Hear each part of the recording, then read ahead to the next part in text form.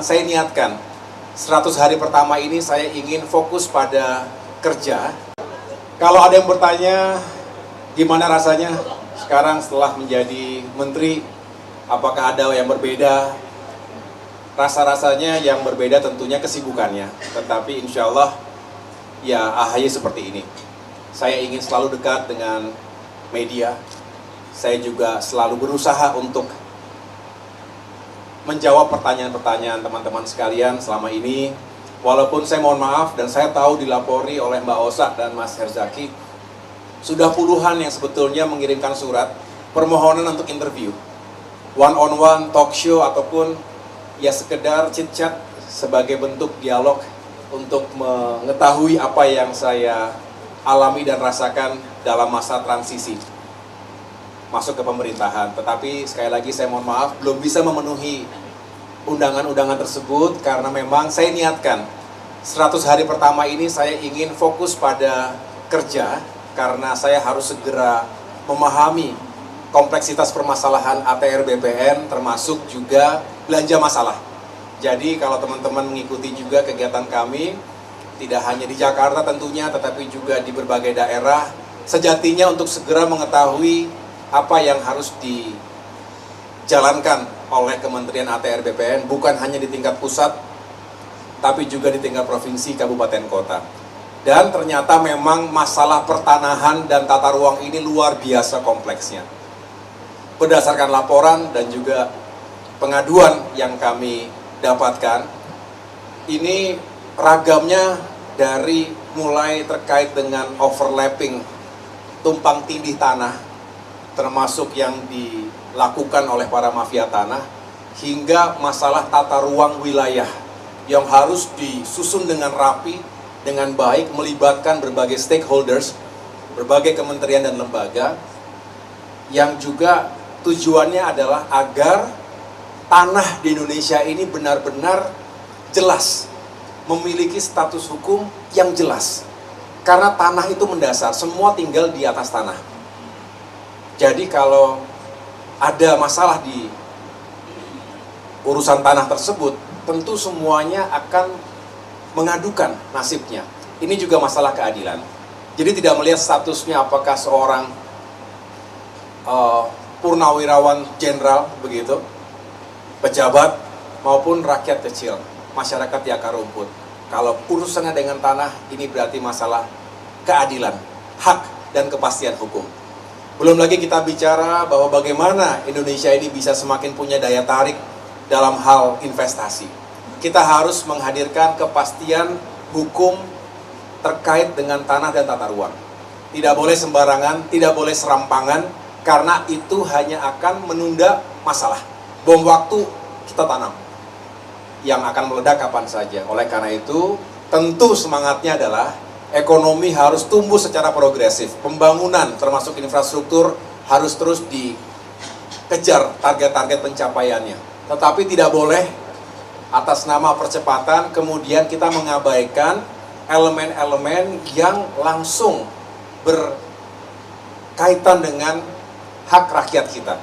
Itulah mengapa teman-teman sekalian juga tahu di sana sini masih ada sengketa, masih ada ketidakterimaan kelompok masyarakat, termasuk masyarakat adat, terhadap rencana bahkan proyek pembangunan di daerahnya. Inilah yang menjadi tantangan yang tidak mudah bagi pemerintah, termasuk Kementerian ATR BPN. Terlebih berbicara tanah tentu bukan hanya domain kami, ada urusan terkait dengan kehutanan, lingkungan hidup, kemudian wilayah pantai, kelautan, dan lain sebagainya. Jadi mudah-mudahan kami bisa menjalankan tugas dengan baik sehingga dari sisi kepastian hukum atas tanah yang clean and clear ini bisa mendukung kebijakan investasi dan ekonomi di Indonesia. Itulah teman-teman sekalian juga saya laporkan di sini. Sejak awal saya membangun semangat silaturahmi 360 derajat.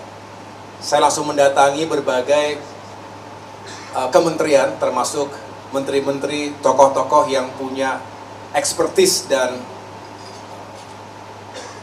kapasitas untuk bisa menjadi solusi termasuk bagaimana saya menginginkan agar Satgas Anti Mafia Tanah itu benar-benar bekerja secara efektif. Tentu tidak mungkin ATR BPN bekerja sendirian. Kita harus mendapatkan dukungan penuh dari teman-teman di kejaksaan, termasuk teman-teman di kepolisian, belum lagi pemerintah daerah. Ini sebagai bukti bahwa urusan yang kompleks harus dihadapi melalui sinergi dan kolaborasi yang baik. Selebihnya tentu kita berharap 6 bulan ke depan menjadi masa yang sangat penting. Sebuah masa yang kritis dalam konteks kita ingin meyakinkan bahwa pemerintahan Presiden Joko Widodo ini bisa mencapai target-target yang ingin dituntaskan sampai dengan Oktober 2024. Ketika pada saat itu akan terjadi transisi kepemimpinan nasional kepada Presiden terpilih 2024-2029 Bapak Prabowo Subianto. Nah, dengan demikian landasan kita siapkan, soft landing dan kemudian segera take off kembali. Keberlanjutan, kesinambungan yang harus kita jaga ini penting sebagai modal pertama menciptakan stabilitas politiknya. Yang kedua, program-program kebijakan-kebijakan yang sudah baik ya harus dilanjutkan. Kalau ada yang belum baik ya kita perbaiki bersama, kita sempurnakan. Dan sejatinya Demokrat sejak awal juga menyuarakan itu.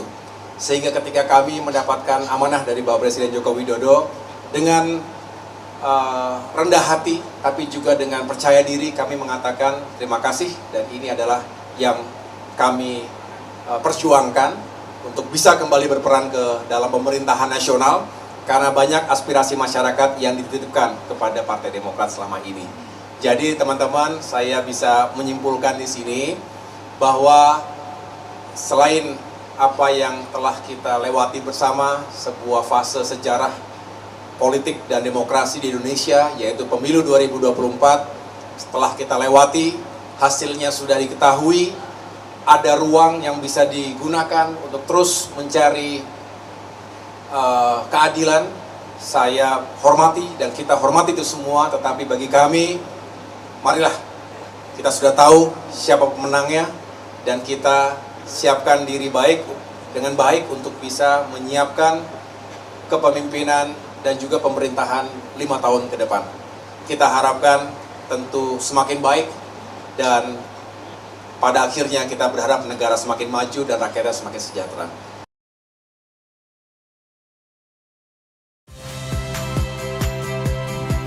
Saya, Cynthia Rompas. Saksikan program-program Kompas TV melalui siaran digital, pay TV, dan media streaming lainnya. Kompas TV, independen, terpercaya.